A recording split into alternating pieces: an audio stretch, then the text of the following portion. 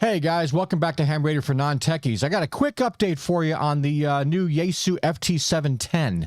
I spent the morning here answering all of your comments and questions about my video from yesterday. You know, and I don't know any more than you do. And as new information comes out, I told you I'd try to bring you more new info on that.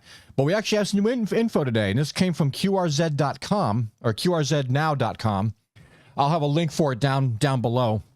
And a lot of you were speculating with me. Somebody was telling me, oh, well, that's not a display. That's just a blow-up picture of the actual screen display.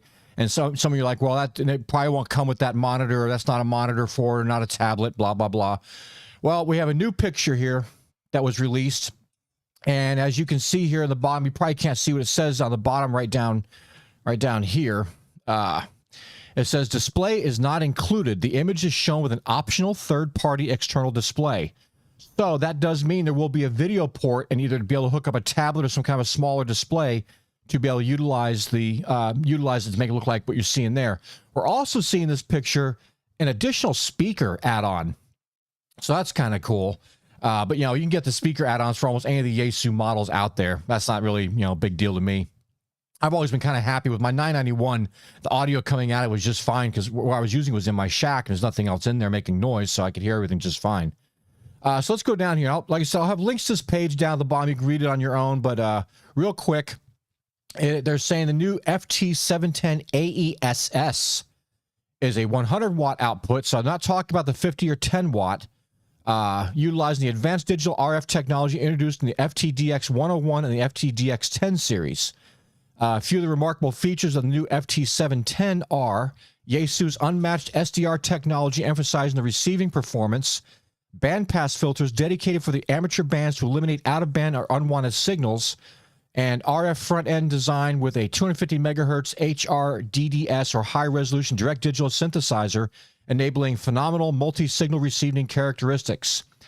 It also comes with QRM rejection by a dual-core 32-bit high-speed floating decimal point system for shift width, notch, contour, auto peak filter, digital noise reduction, noise blanker, and 3-stage parametric equalizer.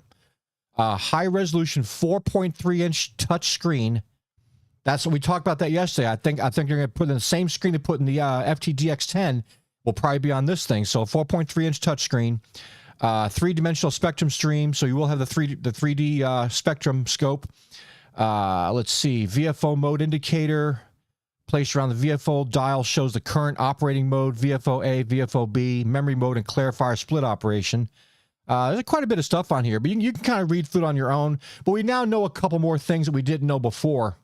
And also, if you go over here where it says pre-order, you click on the link. And this is, I know this is a joke, but hey, if you can order for 25 pounds out of Britain, pick up a 6-pack of them, right? But we'll see what happens as we get closer to the date when these things are actually available. The only other thing on here I noticed was that they'll be offering a 70 megahertz amateur band option for the UK version of this radio. And let's see, emissions, supply voltage. Voltage looks right. Oh, power output, 5 to 100 watts, and then 5 to 25 watts on AM carrier.